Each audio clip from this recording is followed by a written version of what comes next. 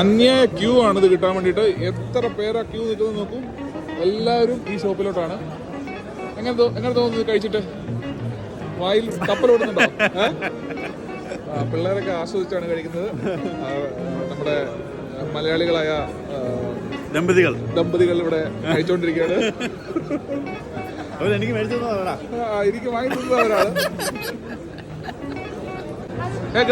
നമ്മളിപ്പോൾ ബെൽജിയത്തിന്റെ തെരുവുകളിലാണ് ഉള്ളത്. ഒരു വൻ ഷോപ്പിംഗ് മാളുകളും ഷോപ്പിംഗ് സ്ട്രീറ്റാണിത്. പക്ഷെ ഇവിടെ ഒരു ഫേമസ് ആയിട്ട്, വേൾഡ് ഫേമസ് ആയിട്ടുള്ള ഗാലറ്റ് എന്ന് പറഞ്ഞ ഒരു വേഫേഴ്സിന്റെ ഒരു ക്ലബ്ബുണ്ട് ഇവിടെ. നമുക്ക് കാണാം. ഇതിന്റെ തിരക്ക് നിങ്ങൾ നോക്കൂ. വൻ തിരക്കാണ്, ഫുൾ തിരക്കാണ്. ക്യൂ ആണ് ഇത് കഴിക്കാൻ വേണ്ടിയിട്ട്. ഓക്കെ, എന്താണ് ഇതിന്റെ ഷോപ്പിന്റെ പേര്? ഇവിടെ എന്താണ് മലയാളമാണല്ലേ? എന്താണ് ഇതിന്റെ ഒരു പ്രത്യേകത? ഈ ഗാലറ്റിന്റെ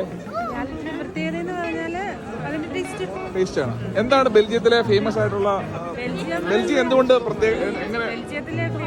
ബെൽജിയം ചോക്ലേറ്റ്സ് ഭയങ്കര ഫേമസ് ആണ്. അതുപോലെ ബെൽജിയം ബിയർ, ബെൽജിയം ഫ്രൈസ്, പിന്നെ ബെൽജിയം വഫിൾസ് ആണല്ലേ? ബെൽജിയം ഫ്രൈസോ? Belgium fries. Okay, potato fries. Okay, നമ്മുടെ പിള്ളേരൊക്കെ കഴിക്കുന്നത്. പിള്ളേരൊക്കെ ഭയങ്കര എൻജോയ് ചെയ്താണ് കഴിക്കുന്നത്. എന്താണെന്ന് നമുക്ക് നോക്കാം. ഇതാണല്ലോ നമ്മൾ ഓർഡർ ചെയ്ത സാധനം. താങ്കൾ മലയാളിയാണല്ലേ? ഇത് കഴിച്ചു കഴിഞ്ഞാൽ എനിക്ക് ടേസ്റ്റ് ചെയ്ത് തന്നേക്കാണ്. ഒരു ടേസ്റ്റ് ചെയ്ത് തന്നേക്കാണ് നമ്മൾ ഗാലറ്റ്. അതാണ് the kingdom of wafers. World famous ആണ്. നമുക്കിതിൻ്റെ ചൂടോടെയാണ് അവർ തരുന്നത്. നമുക്കത് കാണാം. മക്കൾക്കൊക്കെ ഇഷ്ടമാണോ? അത് ശരി. എത്ര പിള്ളേരുണ്ട്?